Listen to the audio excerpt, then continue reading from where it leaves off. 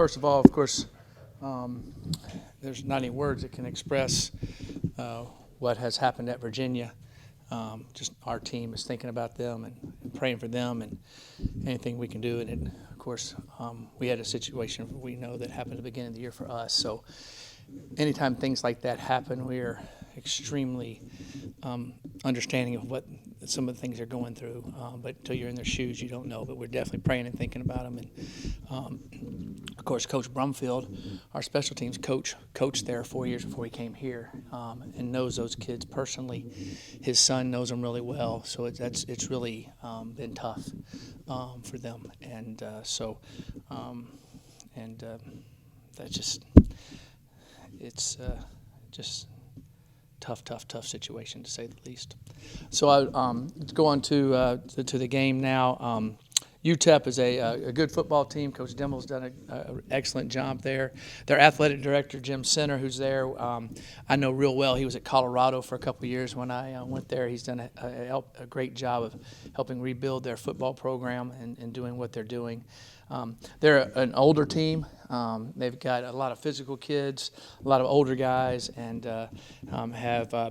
they did really well last year, and they're playing well this year. They had a couple heartbreaking losses where they'd have a better record than they have right now, but they're doing really well. We're playing them on Senior Day with a ton of seniors, and so it's going to be a big challenge for us. They're very physical. When you watch them play, they're a physical style of football, and linemen, two tight ends a lot, big backs, power running situation. Defensively, they got a really big defensive line, an aggressive secondary, and probably the best pass rusher in our league in Jadarian Taylor. So they make a lot of things happen, and it's going to be a very, very tough contest for us. So I'll take any questions at this time. Did you have any of your players are from Virginia? We didn't. The thing is some of the young men knew the two young men from Miami. But we don't have anybody that played at Virginia or anything like that, except for Kine and Ricky. Of course, Brumfield know a lot of those kids really, really well. With your team, 2 wins away from bowl eligible, did you even think you'd be in this position? I know you're pretty distraught after last game, but big picture, where you're at. Well, I thought we would be, but nobody else did. And our kids were hoping they would be. And then as we started going, when we've improved 300% from the year before, and so we want to be a lot better than we are. And I think the thing that was most frustrating to me in coaching wise is I love these kids. They're working hard. The staff's working hard. Is we had made really good progress, and it's like we kind of took a step back in a way. But both teams that we played are good football teams, did good things. And looking at it on film, we're just a little bit away. But the whole true saying is all the attention to the detail, right? The little things make all the difference in the world and become big things. And we expect to play a lot better this week. And our kids are in tune. They're working hard, and excited about how they did today at practice. With injuries and everything like that, can you give us a sense of how, you have 85 scholarship players, I know you have 110 all total, but how many scholarship players are actually available to you on a week-to-week basis? What are the numbers like? Well, I don't want to have a saying that I took from David Cutcliffe. No excuses, no regrets. So I really don't talk about the injuries, but you're right. We are down a lot of guys, but that's other kids have got a chance to step up, and we've had to temper practice a little bit. We can't do quite as many reps because of depth, but that is something that these young men other guys are stepping up and getting opportunities to play well, and some of them have, and some of them still are real green behind the ears and are learning through their mistakes. I would say maybe offensive line, but you would know more. Where is that lack of depth hitting the hardest? Well, it's hit on the offensive line and but some of those young men have stepped up and played well. It's really hit a lot in our secondary and some of our wide receiver core area, different things that have happened there for us to have. It's hurt our special teams too with a lot of our athletes. So a lot of our guys are double dipping and playing a lot of plays. One more from me. I'll pass it on to my colleagues here. So Reggie Peterson's here. Yes. He's one of the guys that kind of what we talked about, guys that stepped up. Oh yeah, Reggie is phenomenal young man, really good football player, and is a great leader for us. And he's a guy that has stepped in and played well and done some things for us. And just love coaching Reggie. He's the kind of guy that when you see him, he puts a smile on your face every day. And he's one of the guys that we're counting on to help keep turning the program around. Hey, Coach. I'm going to UTEP. Obviously, you guys kind of went in the same direction, El Paso.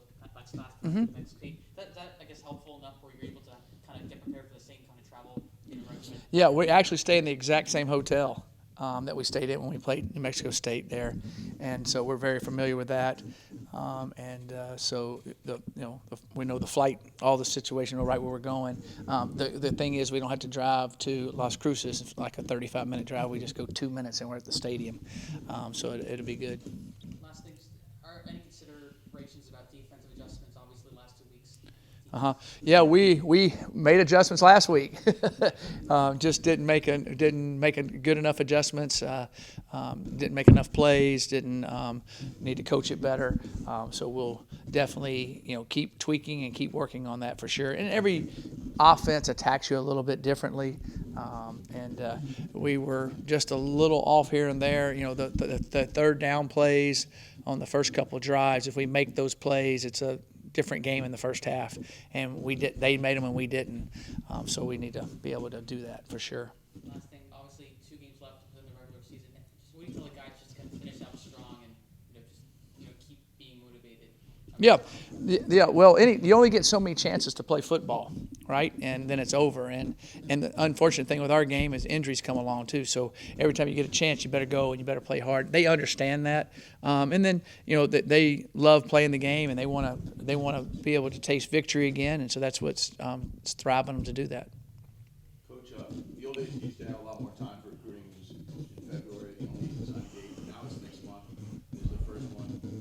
How many players do you expect you'll sign, and can you talk in general terms of? Well, that's an excellent question. You used to could be able to tell you exactly how many you would sign, but now with the transfer portal and all the different things, after the season's over, I'll sit down with all the guys again and talk to them and see where we stand on that and how everything goes from there. And but we're recruiting actively now, and we have official visit dates already set up. Have kids already set up for official visit dates, and so we'll know, right before the next signing date about exactly how many we'll be able to sign for next year. And then there used to be a limit of 25, and now there's not a 25 limit anymore. It's just the 85.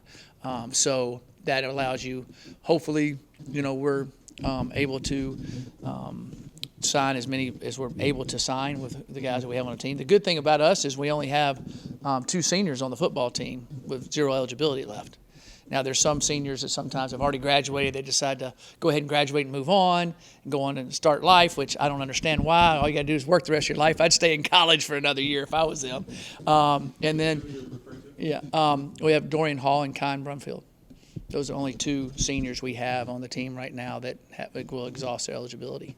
So then the other guys, there's some that are graduating and want to go to grad school or stay here. I don't know. We've talked to them, but we'll go over all of that more when the season's over. But we'll have different guys. And then we've had guys that have quit the team and all that type of thing too throughout the year.